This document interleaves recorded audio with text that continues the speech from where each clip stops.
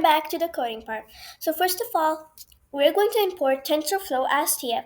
Here we will be nothing doing with CB, which is computer vision. So we're going to import NumPy as NP, which has our NumPy arrays, and import matplotlib.pyplot as PLT, which means we're also going to print graphs. So we have our variable over here, fashion mnist. So tf.caros dataset and fashion.mnist. So this data set is actually already stored in TensorFlow. We're just going to activate it. And we have our train images, train labels, test images, test labels, and they're all equal to fashion mnist load data. So we have our class names. Class names means what are the things inside the data set. We have our t-shirt, top, trouser, pullover, dress, coat, sandal, shirt, sneaker, bag, ankle, boot. So we have our very big data set and we want to classify these. So we have plt.figure. We want to show them the train images. We have our color bar and we have our grid, which is false. There's no grid. And now we're going to show it. So we're going to also show the PLT figure. The fixed size means the size of the figure is going to be 10 by 10, which means 100. And for I in range 25, we're going to repeat this 25 times. We have subplots 5, 5, I plus 1. We have x ticks and y ticks. And we have still no grid. And now we're going to show our train images, CMap, and plt.cm binary. So PLTX label, class names, and train labels are going to show it. So after our loop is done, we're going to show our another graph because we have a lot of images to sort. So we're going to have our model tf.caras sequential. So we're going to flatten it and input shape is going to be 28 by 28. We're going to have our layers, which is going to be dense, is 28, and activation is going to be reloop. This is basically just the name, so no need to worry about that. And tf.caras is gonna be dense. So now we're going to compile, which means optimizers asm. We're going to loss, tf-caras, losses, and the sparse categorical cross entropy. This is just a name. From the logits is true. So we're just, making sure our data set is accuracy, which I said over here. So now we're going to fit in the train images, the train labels, and the epoch. Epoch is the time you want to train our data set, our computer, so it becomes more and more accurate. I'll keep it as 2 for now.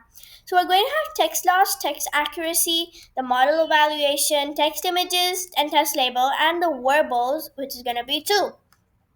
Now we're going to print and test accuracy, which is going to be the test accuracy. So if it's like 99 or 97, it's going to be that the test accuracy is 99. So we have a probability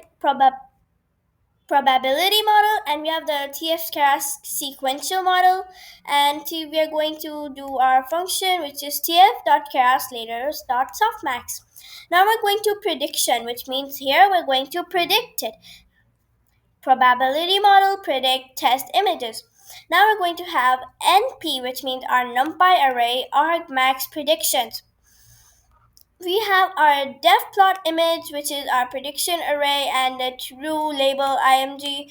So true label img is equal to true label imgi. This is basically a code that we're going to do, and we still do not have a grid, so we're going to keep it as false. And we have our x ticks and our y ticks over here, as you can see.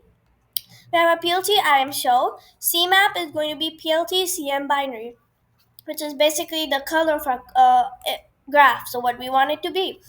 So we have our predicted label, argmax prediction is array, and then we have if predicted label equals to true label, then color should be blue.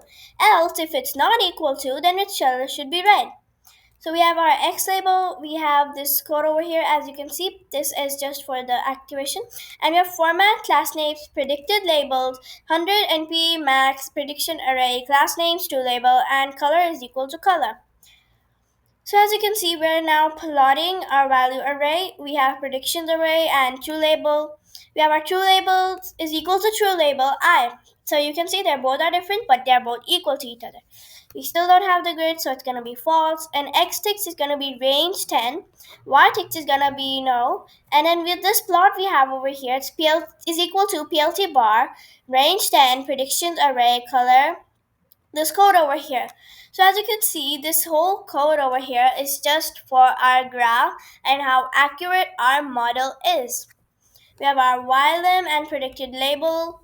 Then we have this plot unpredicted label set color red.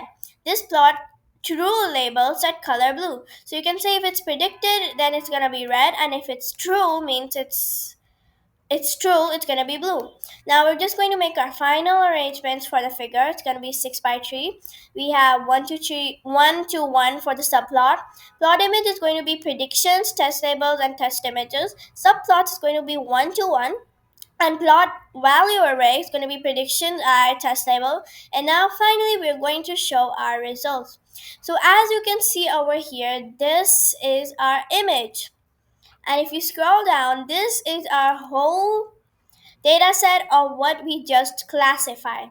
We have our ankle boot, then we have the sandal, a sneaker over here, then a trouser. So we coded for trouser.